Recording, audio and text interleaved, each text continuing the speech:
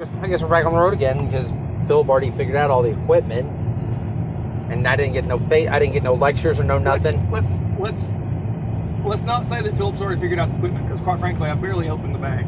Oh, that's real encouraging. I'm going to assume that the boss put everything we need in the bag. Okay. Because I had a late night last night and I did not get a chance to open the bag, and I just had it picked up yesterday. Hey, I didn't go to bed till 11:30 last night. I don't want to hear it. Oh, well, and I was up at 4:30. Was it 11:30 or 12:30 last night? Well, I got a bit earlier than that, but I'm an old man, so. But I was up at 4. I take naps after work every day. In the afternoons after work every day too. I do not. Yeah. So you got your blankie and your nappy. Oh, I was zonked. Oh, I was dead to the world, zonked. You do milk and cookies when you take your nap? No, you kidding me? I just load up on lunch and then watch a little TV and then stretch out and nap. There you go. Hey, Hey, I enjoy watching Colin Cowherd after work every day. Thank goodness for FS1. He actually went to a network that was relevant. Yep. After all those years of being on ESPNU.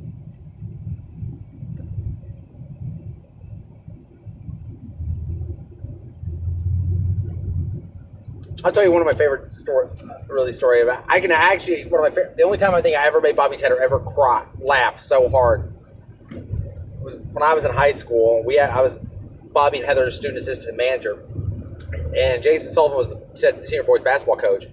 And they brought Nick and them came down one day. Nick, Festus Wimberly, Cole Brown, John Allen Davenport. They all came down to scrimmage, the senior team. Well, we were in Heather's office talking before we left for a game. I can't remember where we were going. I want to say we were going like to Queen or Nashville or something like that. And I started throwing these zingers at Nick, and I guarantee you, Bobby was just cracking up.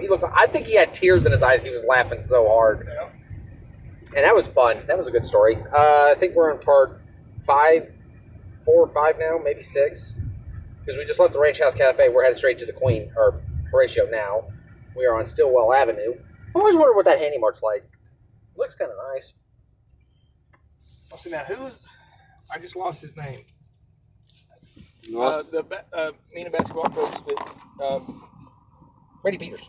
No, left and went to Lakeside or Lake Hamilton. That was Bobby. Yeah, Bobby left to go to. Yeah, I thought that was Bobby. Yeah, Bobby left to go to Lake Hamilton. He's a junior boys coach there now. Yeah. I think he finished runner-up in district last year or something. Yeah, I was wondering how he's doing there. I thought he was doing pretty good. Yeah, because O'Brien retired, or he stepped down after 2 years. Powell left to go to Van Buren or Alma or Springdale or something like that. I think he went to like Harper. Right. The guy they had last year, he retired. Yep. And it's now Randy's job. Let's see, Harper went to Spyro, right? No, he went to Coweta. Coweta. I wonder how they did last year. I think they made the playoffs. They won one and they lost one. Or I think they won one playoff game last year. Okay. They did all right. But that schedule of his, I looked it up. It's interesting. All those road trips. Oh, yeah? You gotta go like McAllister. McAllister from Tulsa. Good Lord. Right. Well, that's not terrible. It's if you're on the interstate, that ain't bad. It's 2 hours probably. Yeah, interstate time. Because most of Oklahoma is mostly interstate and stuff like that. Yeah, plus about 4 hours for me then. Yeah, true. It's not a great. It's not an easy drive, but it's not a bad drive. Not a bad drive. I just don't know what to expect from Castleman. I really don't. Yeah. This is his first head coaching job. So he did have that 1 year head junior high experience immediately. So he's got a little bit, right, but right. This is gonna be kind of. And from what I saw, they looked okay in the scrimmage. So, but in high school football scrimmages, you got full poker face. You're not showing anything. You might show one thing. You might show one card, but that's it. You're not going to show the full hand. You're not going to show the full hand right away either. Well, yeah, in a scrimmage, you're basics and don't get anybody hurt. Yeah, and you're fleshing out your players, and you're trying to decide. You're looking at your depth chart, and it's like a preseason. Yeah, I feel so bad the NFL's not going to have one this year. Right. Because me as a Cowboys fan, I'm thinking, who's going to play on defense? Who's going to be? Yeah. Who's going to be where? I don't know. Have you heard what has happened to the NBA ratings? I've heard they've been struggling. They've tanked, from what I understand. Yeah, it's just all the controversy and everything. It's just blown up. And then and the players doing the walkout. I think It's a lot of NBA fans have kind of soured on it. And the big game between the Lakers and somebody else here this last week, but just didn't hardly have any viewership at all. Yeah.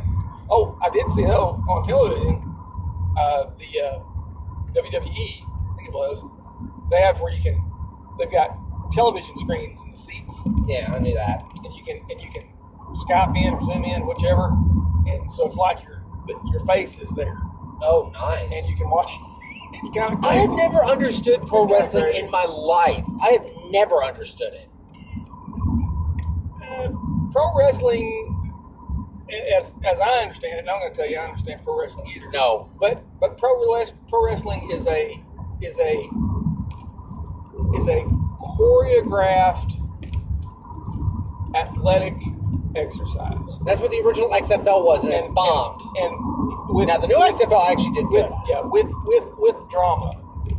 That's a in soap pro wrestling. opera. That's a soap opera in a ring. Yes, wrestling is a soap opera. No. Wrestling is an athletic soap opera. That's the best way to put it, I think. I got 5 seasons of Jane the Virgin. That's enough soap opera for me for one lifetime. It's not. It's about entertainment. And now, I'm not going to say that it's fixed.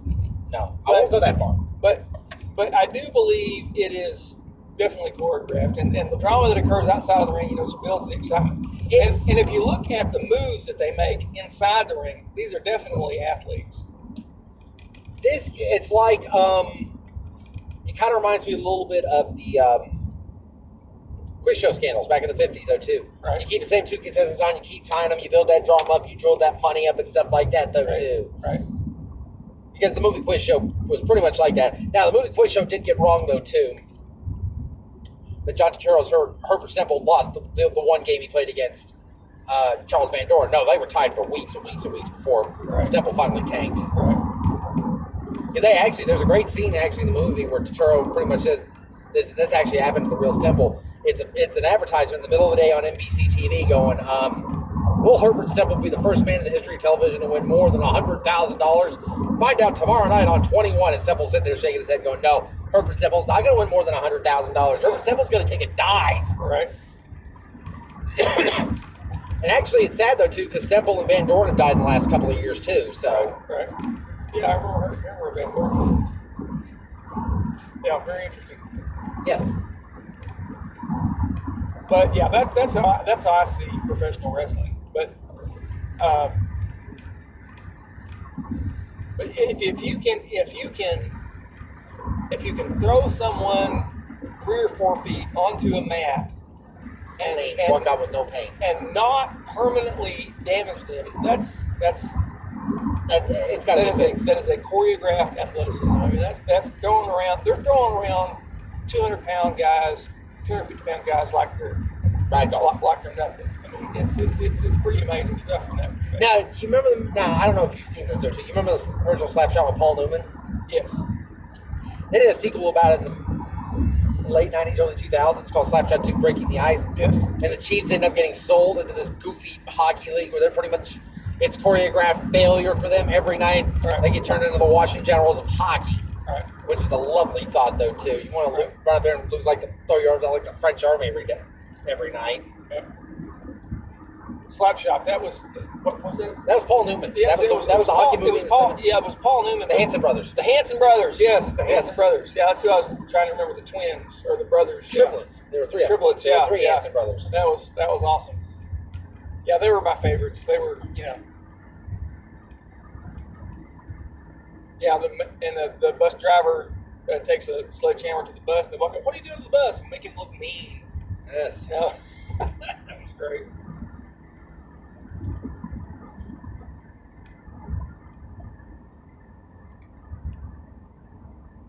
Yep, the Hanson brothers. Like, I've been sitting and watching like those old great Disney movies from like the 80s and 90s and 2000s, like those old TV movies, just for the laughs. And I forgot how great some of them really were. Right. Like, My Day with the President's Daughter. okay. Will Friedle plays this average, normal kid, and he asks this girl out, Later, it comes to find out he is the president's daughter. Right. So so the president, played by Dabney Coleman, sticks to Secret Service with her and Friedel, and he manages to escape them. They both manage to get away from the Secret Service, Right. and they get going this wild spree in Washington. Right.